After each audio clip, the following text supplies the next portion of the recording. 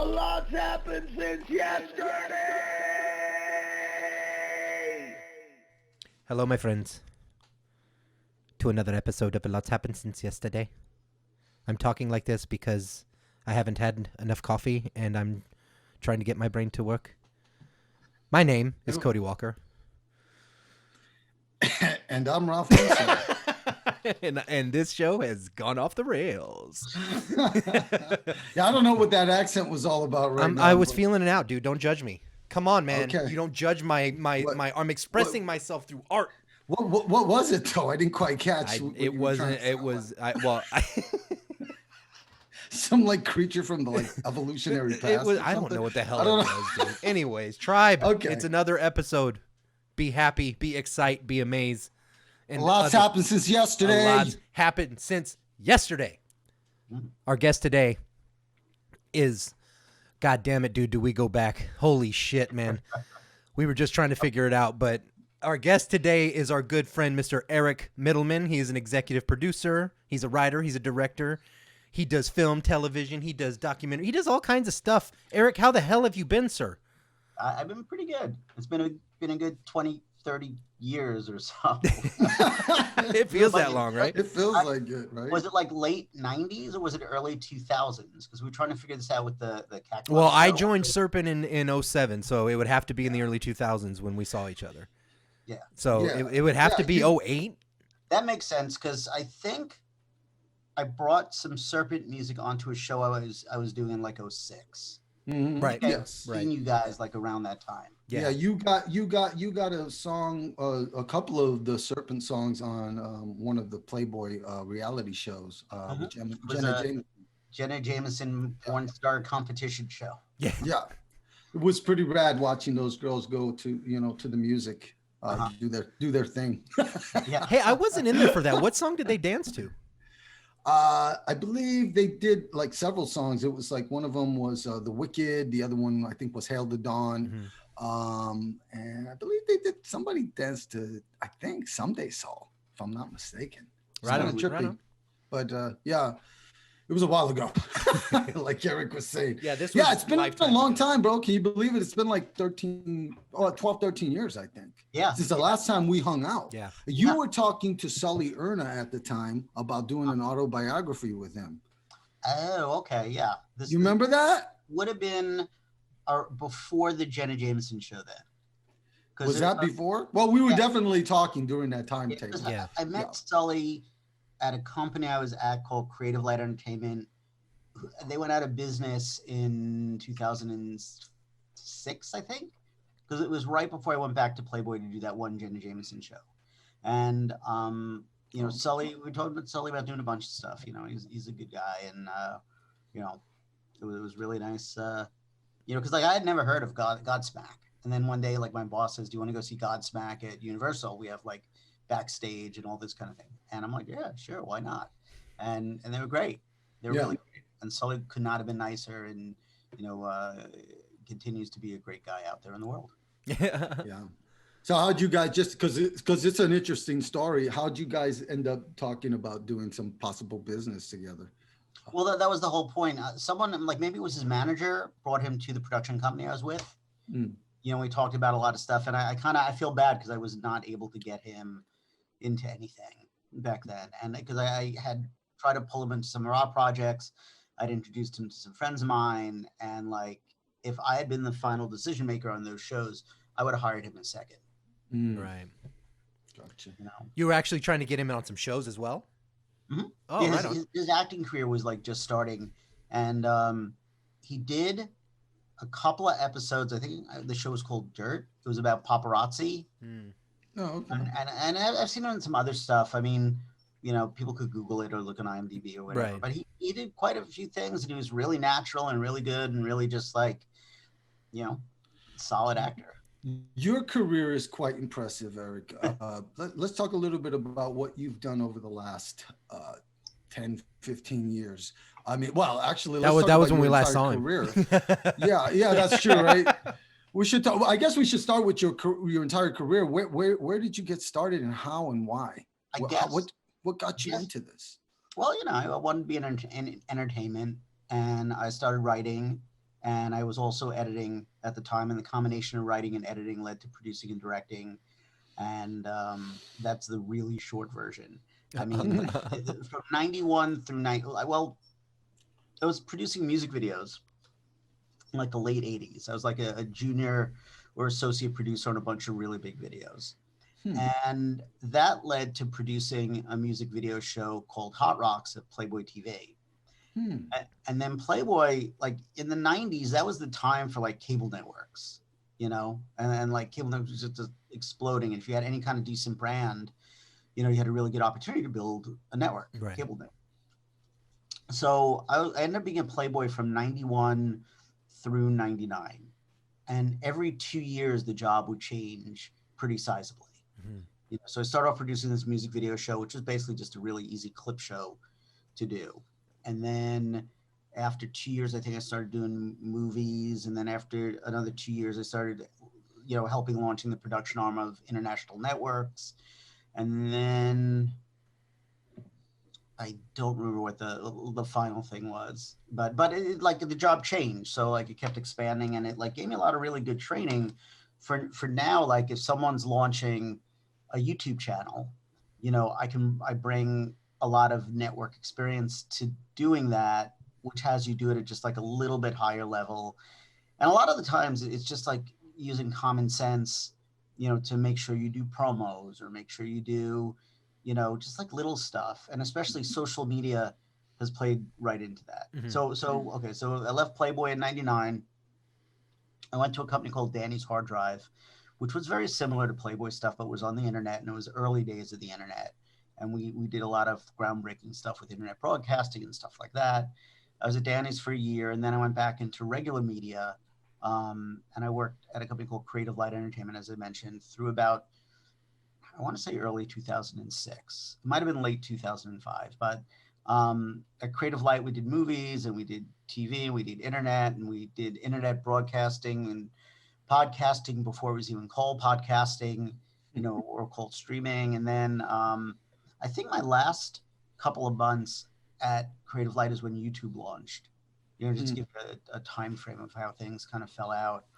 And then I went back to Playboy to produce this Jen Jameson reality show. And then I went independent about, I don't know, like 2007, 2008, you know, and since then I've done a little bit of everything. I kind of, you know, for me, it's all about doing work that's fun, not necessarily work that is extremely well paying or on a network.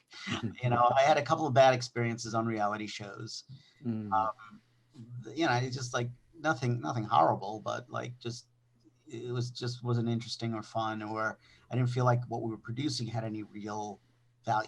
Right. You know, if I wanted to produce stuff without any real value, I could have stayed at Playboy. But so, you know, and then I've done movies and TV, and recently I've been directing a lot more. I just, you know, there were a bunch of years I was doing like pretty much just corporate and kind of under the radar stuff. And in the last couple of years, I've kind of circled back to more mainstream entertainment. You know, I just had a music video debut like 3 days ago. Oh, nice. For a band called Slammin Gladys. They were on Priority back in the day. And they have their new album. I just saw a sponsored post from them for that video. Literally, I can't remember. I just saw it on my Facebook because I even said, "Oh, Slammin Gladys, that's a cool name."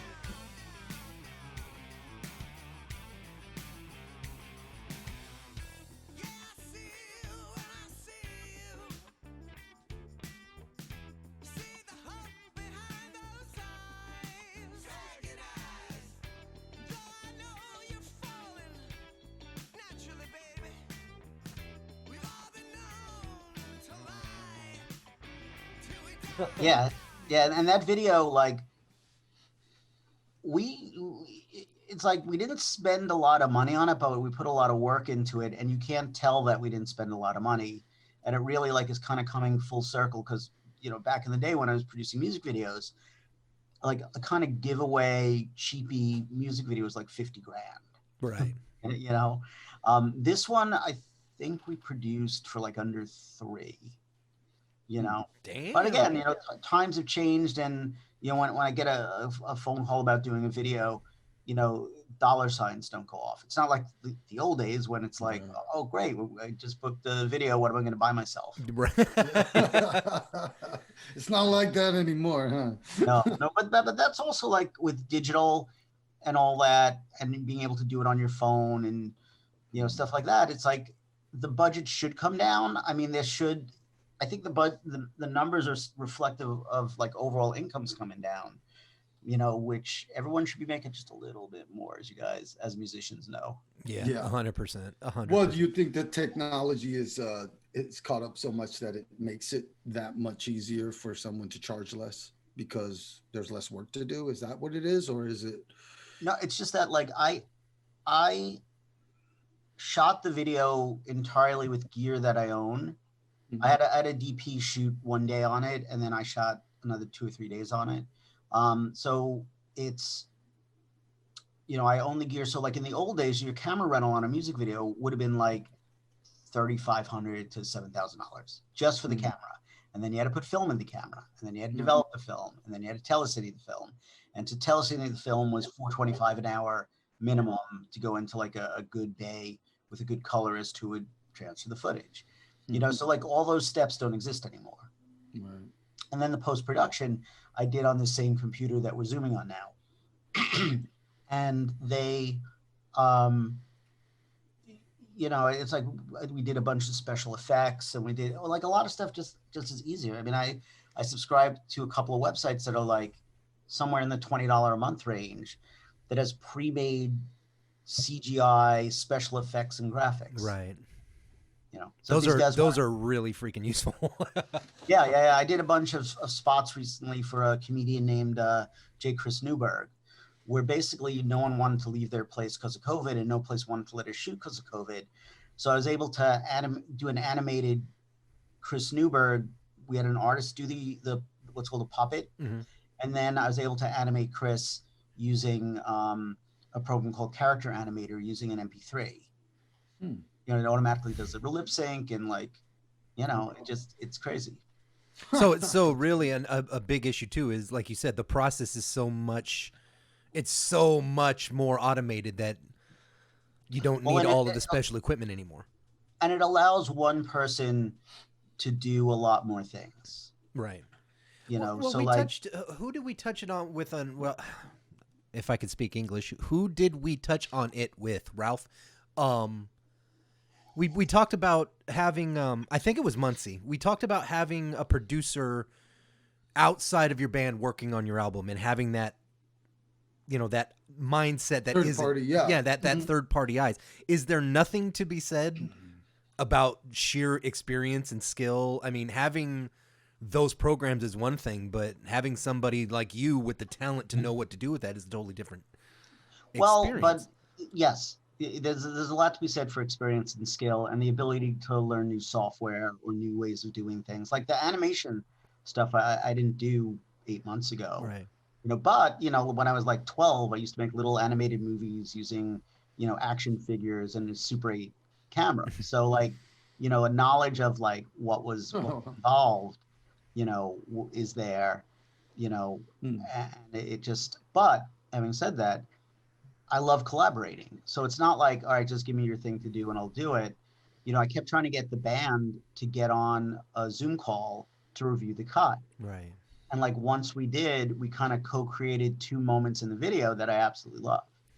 You know, and that came from the collaboration. It didn't come from me saying, oh, this is cool.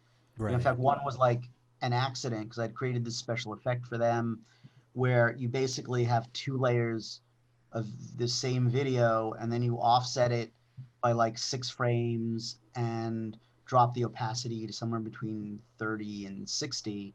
And it gives you this like ghosty kind of thing. And we recut part of the video and we accidentally deleted the first layer of video and I had extended the shot before it over it. And it's like, and they thought it was the coolest thing because it looked like the lead singer was this like ghost on a wall. Oh, nice. And we're like, all right, cool. And that came from the collaboration. You know, that did come from saying, oh, I know it all. It came from experimenting. Exactly. And sometimes it's really good because like, if you don't have the technical skills to work a program, but you have the creative eye from being the audience, that's valuable. Right. You just need a collaborator who knows how to pull that out. Right. So you've basically, over your life, you've done both. You've learned the technical side of it as well as the artistic side of it. You mentioned earlier that you were starting to do more directing. How's that going? How do you like it? It's going pretty good, pretty well. I mean, I prefer to work with directors I think are really talented. But that does not always, like, I have a movie I directed about a year ago that we're just finishing because there was a bunch of effects work and COVID slowed me down and slowed everything. Not having the disease, but just the way the world is. Right. Slowed me down.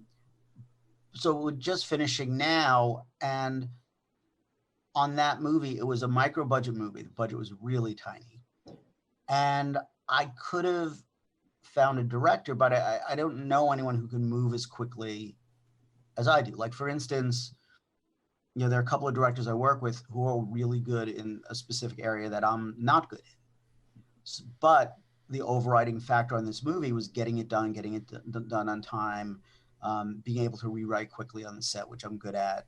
So it, like, fell into my skill set as opposed to, like, pulling in, one or two other directors that, I absolutely love working with because they're really good at what they do. Right. And like I like when I have something that I think is good, and then the work makes it better. For instance, there's a movie I did in 2004, I think, at Creative Light called Comic Book the Movie. It was directed by Mark Hamill. We had all these great voiceover people as actors in the movie, actors and actresses in the movie. And they, I wrote a 14-page outline for, like, and it was an improv movie, kind of like, similar to, like, Curb Your Enthusiasm or something like that. So it was an improv mockumentary, and every character in the movie really made the character their own and brought their own thing to it. So there's not a word of dialogue. There's very little dialogue in the outline, but there's like almost no dialogue from the outline that made it to the final movie, and the movie's much better than the outline. That's trust, dude. Yeah. Yeah. But you got to work with good people, or if you work with bad people, know how to kind of navigate around them. On this last movie I did, which is called Escape from Area 51, we had a couple of really bad actors, but I kind of rewrote stuff into their flaws, so it made them funny instead of bad. That makes sense. I can see that. So I mean, dude, what was it like working with Mark Hamill? I'm a Star Wars nerd, dude. I have to know. It was fun. Yeah. It was fun. Mark, again, he's like one of those directors. He's got some skills where he's incredibly good at some stuff, and then there's the stuff he just doesn't want to deal with.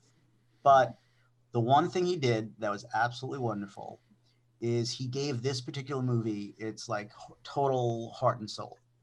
The things that people gravitated to about this movie were purely because of what Mark brought to it. And which is saying a lot, because originally Mark wanted to do a documentary. He didn't want to do a mockumentary. Really? But we had a deal to do, well, because he's like the biggest comic book fan, and he's the biggest fanboy. Like, I know. Did you guys see The Mandalorian last week? Of course, yes. Of course. Okay. Hang on, listeners, if you haven't listened to, spoilers in 3, 2, 1, and you're good. I know. Well, I can do without giving actual spoilers. But what happened on The Mandalorian last week? I wouldn't be surprised if Mark was the powerhouse behind them that convinced them to do it the way they did, because the way they did was so satisfying to fans. And Mark, it was like, for a lot of reasons, it was probably very masturbatory for Mark. I can see why, because that entire scene, man, that entire walkthrough, he had to been just like, "Yep, that's me, motherfuckers." Yeah, and it's just. Ralph, did you see it? I did. Okay, good. I wanted to make sure. I was like, "Whoa, look at him!" Yeah, I woke up just for, I don't know, just for no good reason. I was up at like 6 a.m. on Friday. Same. And I would usually not watch it till later in the day. I was like, yeah, it's this season finale. I'll watch it. You never know what's gonna. And I watched it. I was just like in shock and in tears by second. Yeah. 100%. Like, Kevin you know, Smith tweeted about, I think I it was saw like, that. yeah, when he's like, it's way too early in the morning to be balling. I thought the same thing. My eyes were all puffy. I was texting my brother like, dude, you got to watch it. Don't go online until you see it. They're going to spoil it. Yeah, it's like too good for it not to get out. Yeah. And it was just so perfect because it's like what you wanted to see. That should have been episode 7. Yeah. You know, you wanted to see those kind of adventures in episode No, 7. it's true. The only complaint I had with it, however, is I am not a fan of the way they did the CGI. I wasn't a fan of it when they did it with Leia and Rogue One. It was just a little too much. There's that, what do they call it? The uncanny valley kicks in, and it just feels weird. What did you think of the Blade Runner CGI? Not gonna lie, I didn't watch it. I haven't seen Blade Runner. Oh, really? Yeah, I haven't watched it. It's Blade Runner. What is it? 2049? Was the okay? I loved it, and I never want to see it again.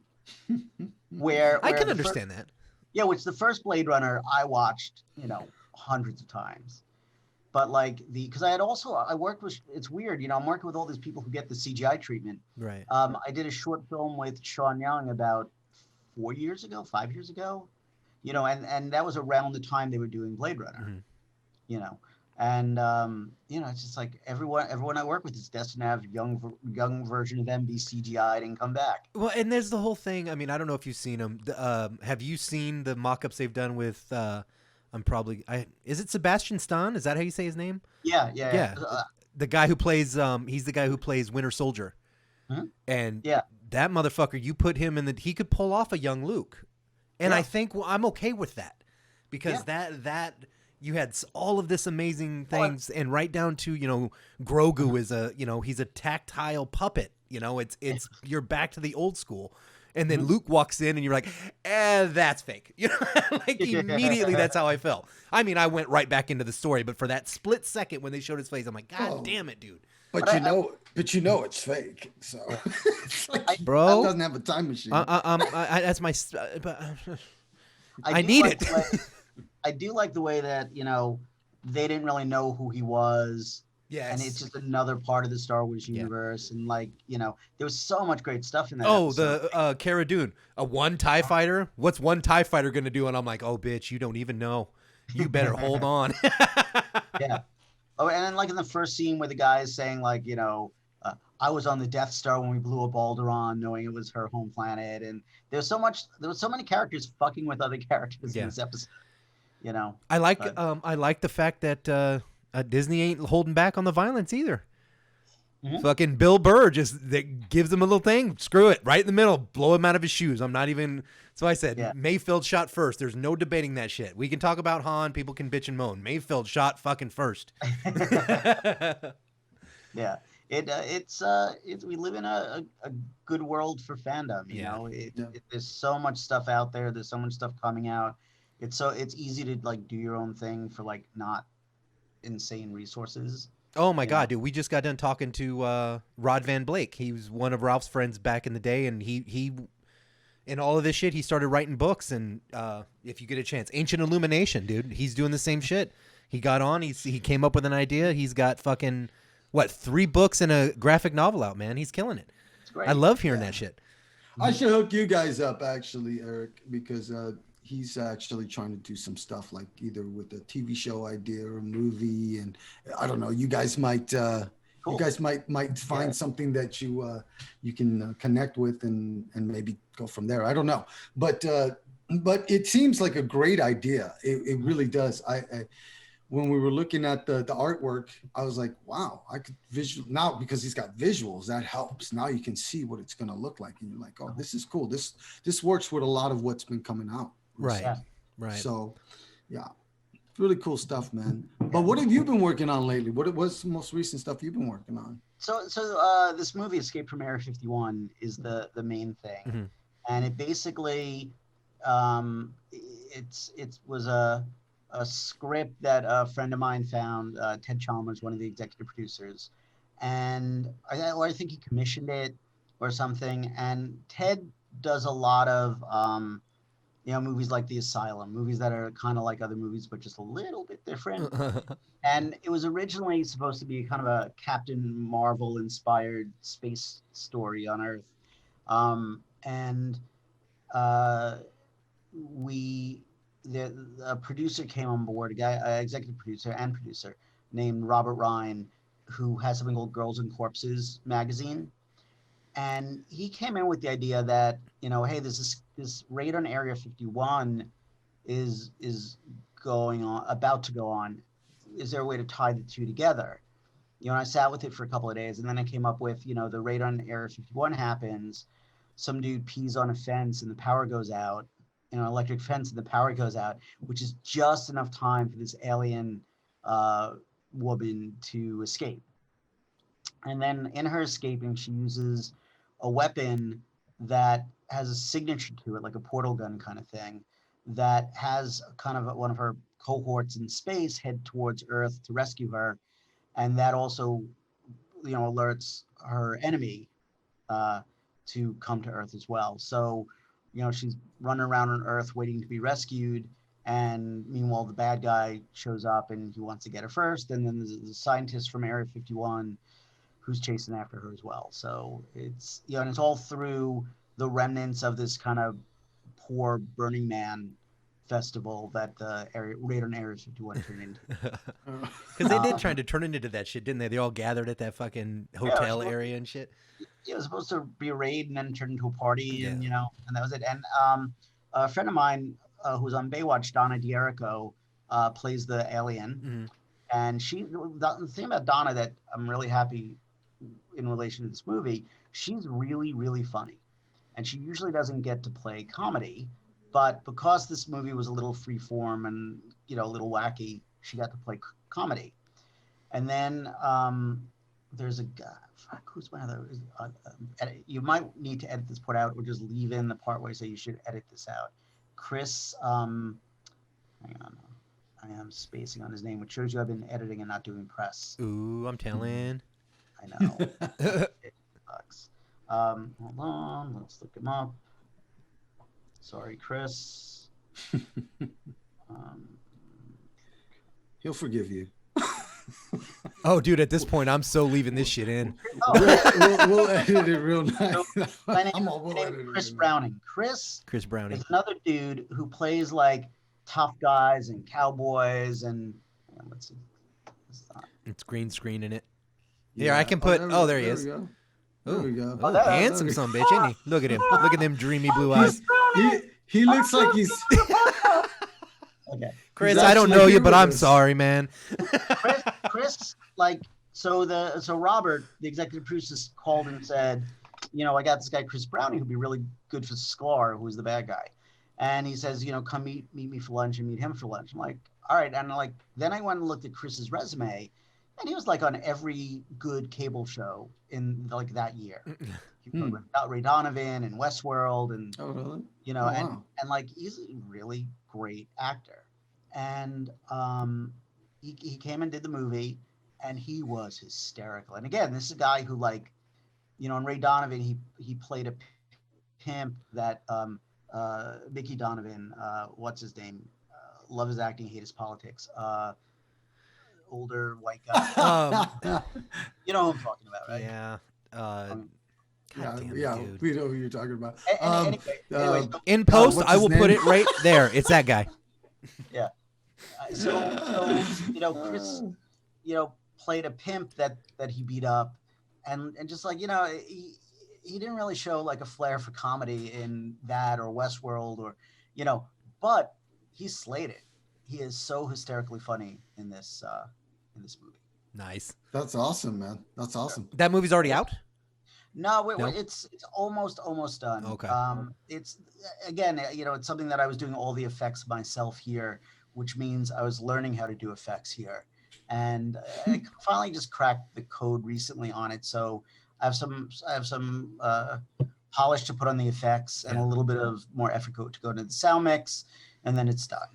So it'll be out early next year.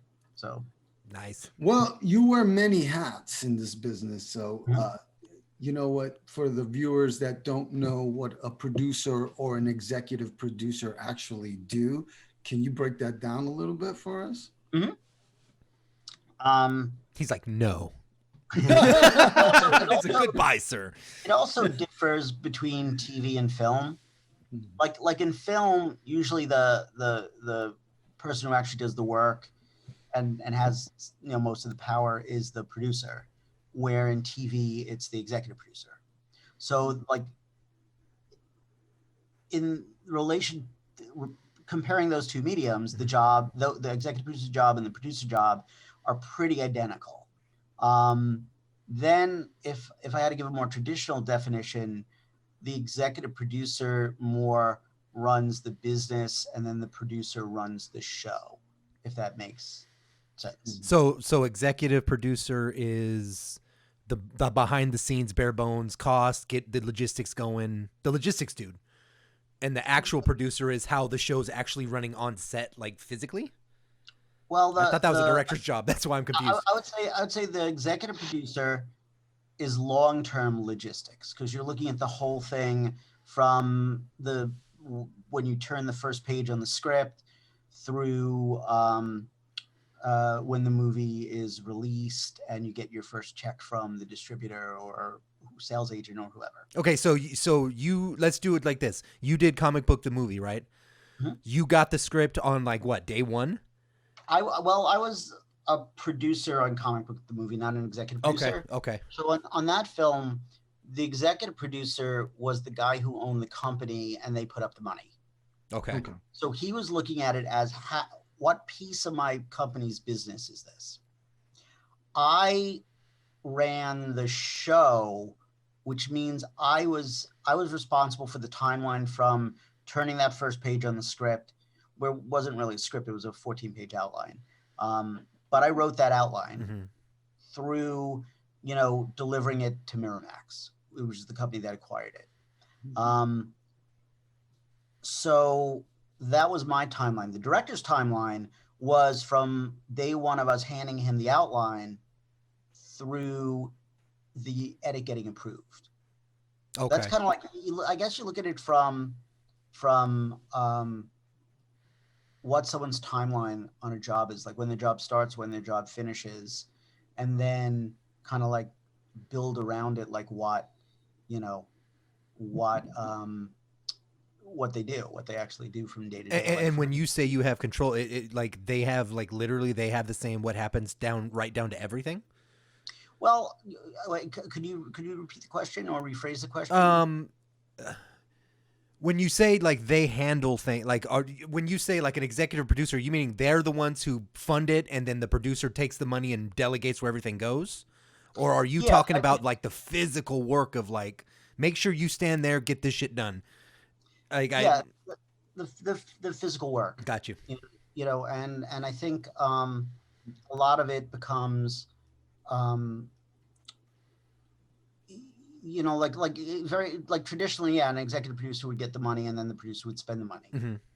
You know, the way I tend to run my shows as a producer, I'll handle all the logistics and the way things are running and coming together in support of the way the director wants to make the movie.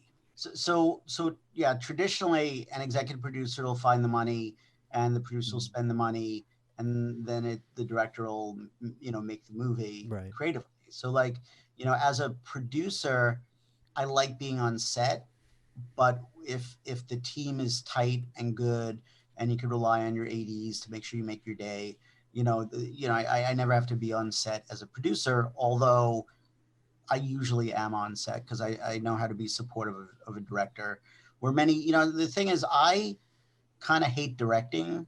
I've enjoyed it a lot more this year, but you know, it's like I'm not trying to take the director's job or prove I can direct or, but you know, it's like more I'm going into that role as someone who knows what directing is and how to support the director in making the best possible movie. You know, because like when you finish watching a movie, you know, you don't go, wow, that was really well produced. Yeah, exactly. That's true. Producing is kind of like a seamless thing. But is it similar to, would you say, I don't know, how much you know about how the music business runs, but would you say it's kind of similar, how there's all these different parties and entities, if you will, behind the music? There's the record label, there's the artist, there's the producer, there's the manager, there's the booking agent. I mean, and that's just a few. There's even more than that. But yeah. So is it similar in that sense? Designated ball washer. Well, yeah. It's like, well, that's it's the Me Too time. So I didn't say anything about not Me Too. I'm just designated ball washer. There's somebody who do the job. Job's a job, brother. As long as you don't mind the title. No, I'm just kidding. Well, DBW sounds pretty solid, if you ask me. Shit. So, what was it? Yeah, it's similar, in the fact that the label and the A&R person protect the quality, or at least what they view as quality, in a different way than the producer or the artist, or and it's like, it's similar in the sense that everyone's watching out for something, and hopefully enough of that overlaps and lines that that everyone can be proud of what you finally do. The finished product, right? Yeah, no, totally. I get that. That's why I was just curious, because I know that what you were saying before about the director and the producer and then the executive producer, and I'm thinking you've got to deal with the actors. So the actors are almost like the band in a way, and the director is almost like the music producer, the guy that goes, this is the sound we need to go for, you know what I mean? Here's how I want you to sing this part, and here's how I want you to play this part. And then you got the people with the money behind it, like the executive producer would basically be the record label, right? Because they're the ones that are fronting it. But they also have an idea of what they want.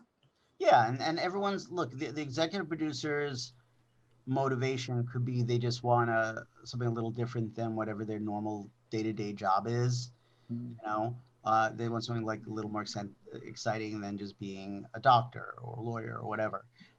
Or they could be building a business, and they could be building, they want to build a little mini movie studio, so they just need the films to come in on time, on budget, and perform, and that builds their business. So they may not care like which actor or, the minutia that the director and producer get very involved in. Right. So it really, like, it's like anything. You look at someone's motivations, and you look at someone's, why they're doing what they're doing and what they care about. So and again, that's why I was saying, like, there's the business, and then there's the film, and Right. Yeah. No, definitely. Everybody has a role though in making that into the finished product, and that's what's the cool part about it. And we were talking about that as well before. We were referring it to the music business, but we meant it also towards any aspect of the entertainment business. Yeah, I mean, you need a team. You know what I mean? I guess for anyone wanting to get into the business, or who's in the business, wants to understand it better, look at, like, what each entity really does or really cares about. It's like a lead actor or actress is going to care about their performance, because that's what gives them pleasure, and that's what gives them joy, and that type of thing. A director is looking at the whole movie. A producer may be looking at movie to movie to movie to movie.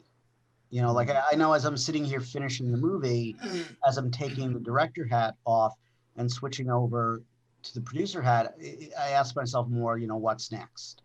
Or, like, what's next, and what can I line up multiple projects in a row, so it has the illusion of being a real job.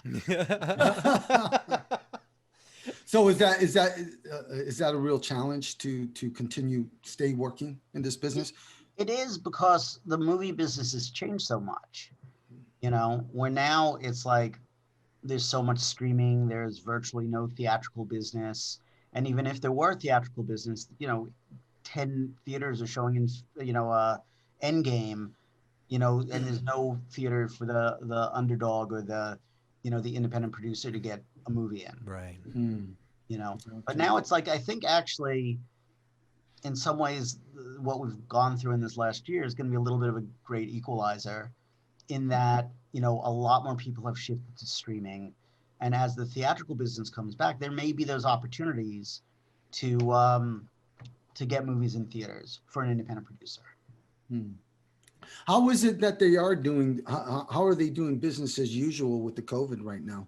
I mean, when it comes to making the movies and the TV shows, how do they handle that? I haven't been on a lot of sets recently, so I don't know. From what I hear, you know, it's for them, it's all about being COVID compliant and testing. You know, some people, it's shooting out of the country, you know, in countries that have, you know, laws that are a little bit more lax, you know, but you know, it's a business that has billions and billions of dollars, so they're finding a way. I mean, I had no idea Mission Impossible 7 was even shooting until Tom Cruise had his little, you know, rant last week. Yeah. So business is moving forward. It's going on business as usual, basically, except for they're taking precautions. The bigger productions are trying for business as usual. I think overall the industry is changing. You know, so that's more, you know, the learning curve I've been trying to get into and access to in the last year or so, or 2 years or so. You know, and just figuring out like where is the money and where's the potential for something to break out and be super successful. You know, because if you're only making movies for a streamer and you have a set deal, and even if they're paying me $1 million to make a movie, and they're giving me a budget to make it decently, there's a cap on how much money I can make from that. Right.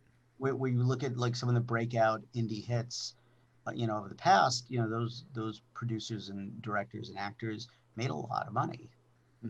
You know, where like the cap has kind of disappeared because of you know, everything being like a flat deal. You know, Do you have a vision for something that you've been wanting to do for a while but haven't had the ability to pull it off? Yeah, I mean, I'd love to raise a small-ish amount of money, you know, something in like the $3 to $5 million range, to basically finance like 4 years of micro budget production. Understanding that, you know, I can tell you what some of those projects would be, but that could change based on the marketplace changing. But, you know, I've always known how to do things well with very little money. So if I had a fund where it's like, we're going to be shooting something every single day. Some of those are going to be documentaries that are not going to be consecutive days. Some of them may be scripted movies that are consecutive days. But, you know, whether it's every day or like 3 weeks out of the month or whatever, you know, I'm going to spend that money wisely into projects that could break out and make $5 million or more, or you know, projects that would just do well and give a good return on the investment. You mentioned earlier that you didn't have a very fun experience working on some reality TV shows. What are your thoughts on reality TV? Do you think it's going away? Do you think it's here? I hope so. I mean, there's some shows that just like really, like, you kind of look at them and it's like, all right, like, why, you know, it's like, it's stuff that, you know, it's like, why glorify this, or why put this out there, or why, you know, it's like, you know, Duck Dynasty makes $1 billion and all of a sudden you have you know, producers in Bally loafers, you know, scouring America for like families that are mean to each other, or families that, you know, run a business, you know, families that don't bathe but they run a business together, you know. It's like you just watch some of this, and then there's some shows, you know, that are decently produced by the wrong people, and then there's some shows that just like are pretty good, you know. I mean, I have to suss that out a little bit. What do you mean decently produced by the wrong people? Like that sounds like a good line. Yeah, like that's a very like. Yeah. It's very good production for this dickhole. I'm not saying like call anybody out, but what does that mean in general? Well, one show in specific that I was on was a show I was on as a like UPM or line producer or something. I don't even remember, but I was like just logistics, Okay. like planning out the day, making sure lunch showed up, that type of thing.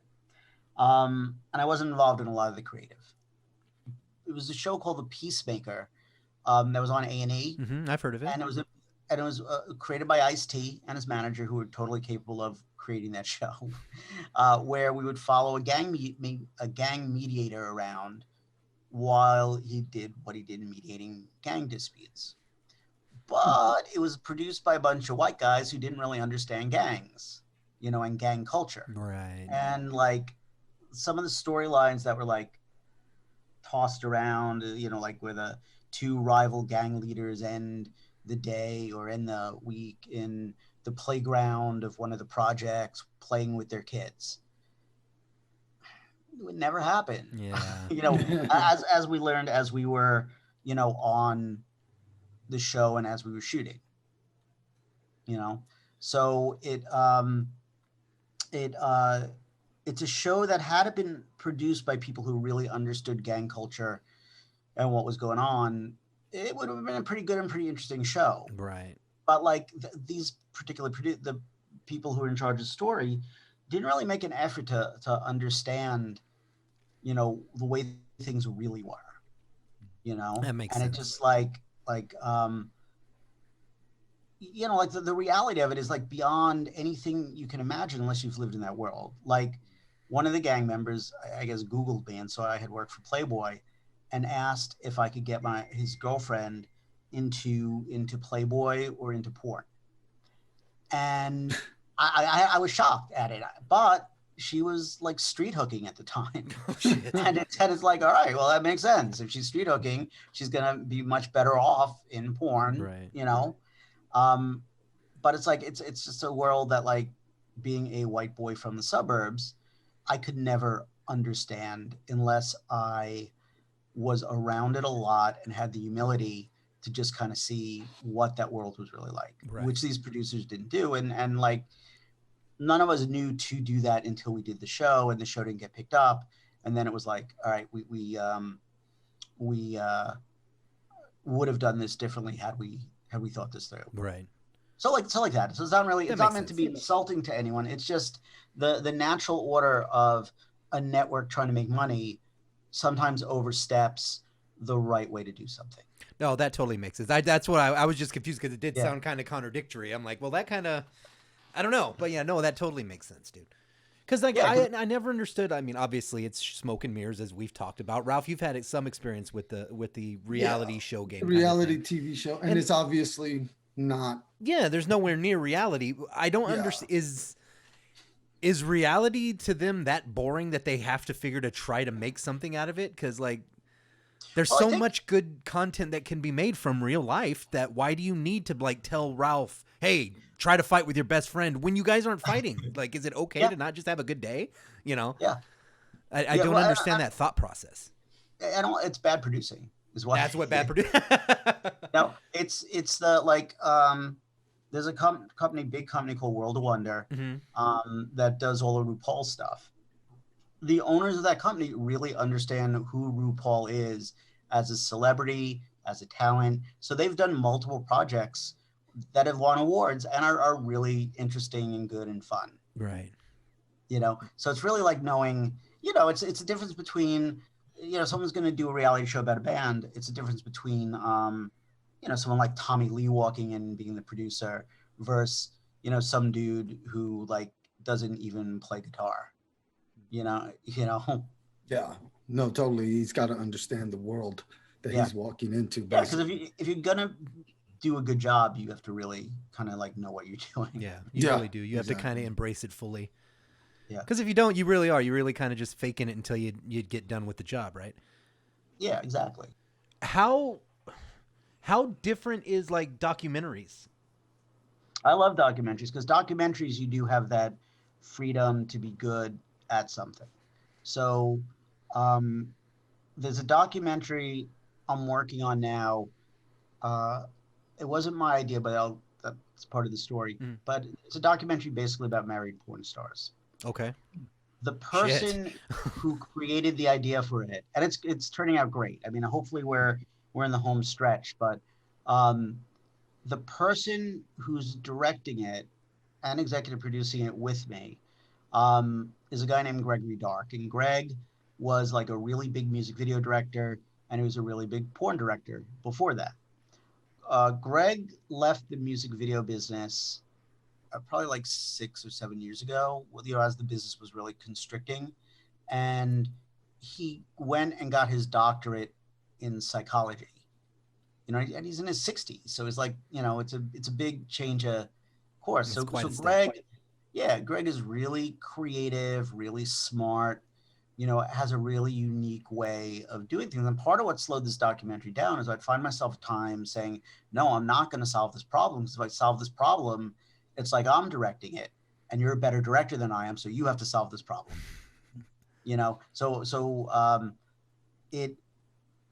You would never have that kind of freedom, doing something for a network directly. Or, this is basically a documentary we totally bootstrapped, which means used our own money in very tiny increments, to create it. And the point of view is so good and so not what other documentaries about adult film performers are, because Greg, was ingrained in that world and won awards in that world, and really knows that world. I was married when he was in that world, so like he knows that so well that and we really worked to keep the focus of the documentary on marriage, not on making porn. So so that's really cool. And then also it's like, let's say it wasn't COVID times, and I met someone at Starbucks who had a really interesting story in their world, whether it was entertainment or whether it was, whatever. So it's easy for me to point a camera at them and at least shoot enough material to see if it becomes a decent documentary. So that's really like documentary, you could get at the truth and the honesty of who someone is or what their world is a lot easier than a reality show. I enjoy watching documentaries, but once again, I think there is a certain amount of, bias involved in whatever it is that the story that they're telling. So it's also like, how serious a documentary is it? And I mean serious just in tone, not in approach. Like one of my favorite documentaries that I produced was, we just sat, Stanley and Kevin Smith down for like 2.5 hours and talk about comic books. Wow. God damn, very dude. cool. And it's like, it's so much fun. And it was probably the most successful one I've done also, because we produced it for not a lot of money, and we sold it to Sony because they wanted to put it in the box set with Spider-Man when the first Spider-Man came out, the Tobey Maguire Spider-Man. Right. And we made a lot of money on that, because it was good. And Sony said, well, we could do this, but it just would take us way too long to do it, to make it worthwhile, because we were a small production company, so we were able to do it really quick. Right. But that's, it's a pop culture documentary. Yeah. And I've done a couple of pop culture documentaries, which are just, it's fun. It's like meant to be entertaining. It's not meant to be like, super serious. Like, what did I just see? That was like, like the, oh crap. There's a bunch of true crime stuff I've seen recently. Or what's that one? Tiger King. Oh gosh, yeah. Watch that. It's not meant to be like that. It's meant to be different. Yeah. So, But I can see that, because documentaries is just kind of like you said. You're not at the whim of the network or whatever, of any company. You're kind of just, it's your world. You get to play and build what you need to or what you want to, and what resonates with you in a big bad way. That makes sense, dude. Exactly, and you can also do something. Hang on, I just have to return this. It's like, if you have something that you're interested in, you could just go do a documentary, and it might take you a month. It might take you 10 years, this marriage documentary, just by nature of it was neither of our primary job, has now dragged on for, it's at least 4 or 5 years. Fuck. Yeah, it's about 4 years that we've been working on it. But what that let us do is, like, there's one couple, well, I don't want to give spoilers away, but we were actually able to follow people through life events that make the documentary very satisfying. And it's really like, for me, it's not a documentary about porn stars. It's a documentary about what is a marriage when sex isn't part of the equation, because you're both going to work and having sex with other people frequently. So it's yeah, it's not exactly a deal breaker at that point. Yeah, that's true. Yeah, I mean, it would be a deal breaker for me. 100%. Oh yeah. It would be a deal breaker for my girlfriend, but it's not a deal breaker for these people. In fact, they kind of revel in it and form these power couplets that, and how it mirrors Hollywood. And there's a lot of really interesting subject matter in it. Do you guys have a title for it yet, or can you say that, or no? We do not have a title for it yet. Okay, I'm looking forward to it, dude. That sounds interesything as shit, honestly. It really does. It really does. And it's also meant, that couples could watch together, because it's like everyone's going to have an opinion on it. Yeah. So it's like,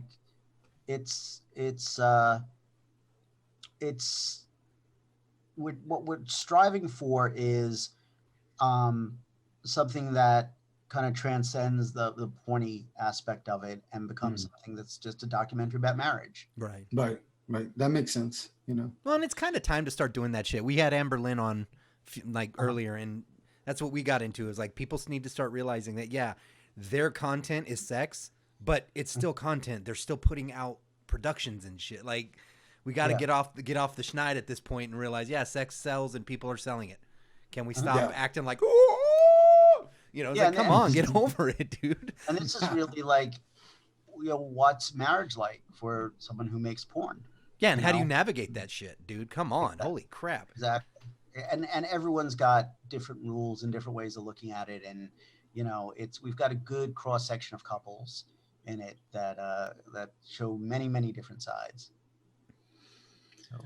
Ladies and gentlemen, we're speaking with Mr. Eric Mittleman. Eric, where can people check out your work, and can, if an aspiring actor or someone that wants to put together a film or a documentary wants to get a hold of you and talk to you about it, how do they go about doing that? Is that something that you do, or do you strictly occasionally? It's usually better if I meet someone through work. Doing this film last year, I met a couple of filmmakers who were trying to pull some stuff together. But once in a while, if I have time, I am more than happy to talk to people and give some advice if I have any. But the things to check out, you can go to my website or my company's website, fluffywhitedog.com. Email eric@fluffywhitedog. I think that's on the site, but if it's not, that's fine. I mentioned you saw me on the podcast. And Instagram, I think I'm at Eric Mittleman on Instagram, which, you'll only get pictures of my fluffy white dog, but that's like the whole range of stuff, I believe. Nice. Eric, you're awesome, brother. It was so good to see you. You got anything coming out anytime soon? Oh, you do. Ralph still got questions. Sorry, my bad. Look for. Sorry, I just have one last one. No, you're all good, brother. I would say the video that just dropped is a good thing to check out. It's Slammin Gladys, and the song is Dragon Eye Girl. We'll put a link into it. Go check it out, people. Cool. Check it out. Thanks, Eric. It was good seeing you, bro. We'll have to keep in touch. We'll talk soon. Yeah, brother. When this absolutely. And when we have after we finish Area 51, let me get approval to show some clips and stuff, and we can do an episode about that maybe. Sounds good. Okay. We totally could do that shit. Maybe even pull in some of the cast. So. That'd be awesome. Oh, that'd be fun as shit. Yeah, hell yeah, dude. Awesome. Sounds good, man. Brother. Thanks for doing the show, brother. Soon, bro. Take care of yourself with the COVID thing going on. Be careful out there. All right. All right, everybody. We will see you next time. Be good to each other. There's Ralph. There's me. There's Eric. There you are. Look at yourself in the mirror. If you can't figure it out, figure it out. Till next time. Peace.